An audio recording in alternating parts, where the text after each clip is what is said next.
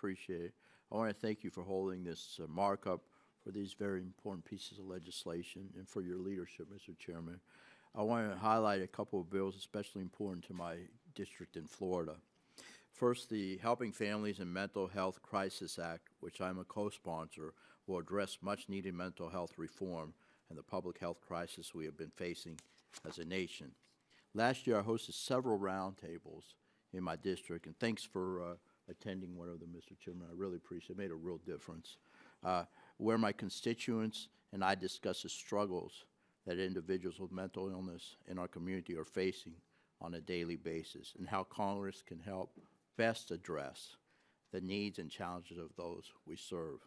The shortage of treatment options and mental health professionals has resulted in too many mentally ill people becoming homeless or incarcerated. We need reform, and we need it now.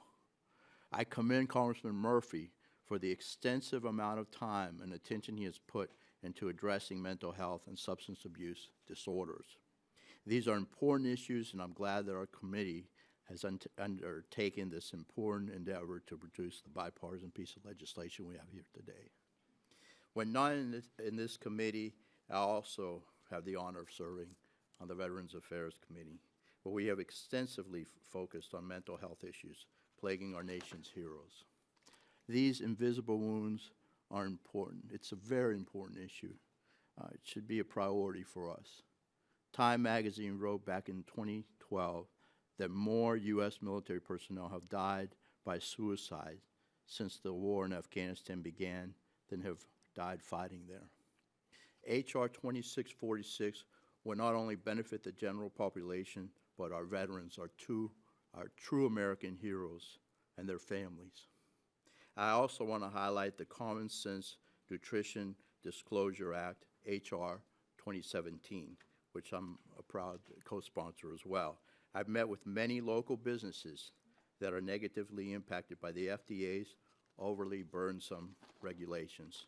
H.R. 2017 would allow flexibility to ensure entities could utilize alternative methods to food labeling that are appropriate for the diverse business models and are less burdensome.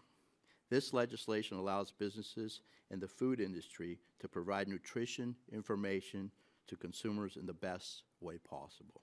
Thank you again, Mr. Chairman, and I appreciate it very much. Now I yield back the rest of my time.